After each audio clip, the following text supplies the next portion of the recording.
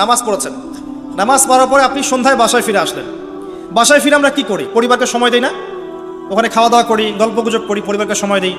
এখন অবশ্যই সময় দেওয়ার প্রবণতা কমে যাচ্ছে, সবার হাতে হাতে এখন স্মার্টফোন।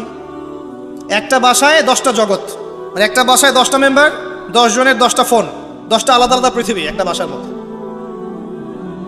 আগে ওই যে টেলিভিশন ছিল না, এখন তো টেলিভিশন উঠে যাচ্ছে, তাই না? আগে যখন টেলিভিশন ছিল, টেলিভিশন কিন্তু ড্রয়িং রুমের মধ্যে ছিল, মনে আছে? মানে বাসার সব মেম্বার একসাথে বসে টিভি দেখত। এখানে কিন্তু অশ্লীলতার পরিমাণটা একটু কম ছিল, চাইলে যে কোনো চ্যানেল সে দেখতে পারবে না। পারবে না। এখন ঘরে ঘরে স্মার্টফোন, ও যা ইচ্ছা তাই করতে পারে। আমরা হয়তো মনে করছি বাসা থেকে টিভি সরিয়ে দিয়েছি, একটা জিহাদ করেছি, মাশাল্লাহ। ওই টিভি সরিয়ে যে ঘরে ঘরে আবার একটা জেনার মেশিন ঢুকিয়ে দিয়েছি, এটা বুঝতে পারছি না।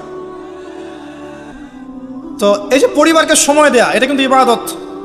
পরিবারের খোঁজ খবর নেয়া, স্ত্রীর সাথে কথোপকথন করা, পরিবারের সমস্যাগুলোকে ডিল করা, একসাথে খেতে বসা, একসাথে এক দস্তরখানায় খেতে বসা, প্রয়োজনে বড় প্লেট নেওয়া, প্লেটের চারপাশে সবাই মিলে খাবে, এটাও সুন্নাহ। এতে করে মহব্বত বাড়বে, খাবারে বারাকা হবে। আমরা কিন্তু এগুলো পালন করি না, সংস্কৃতি নাই আমাদের মধ্যে, চর্চা নাই।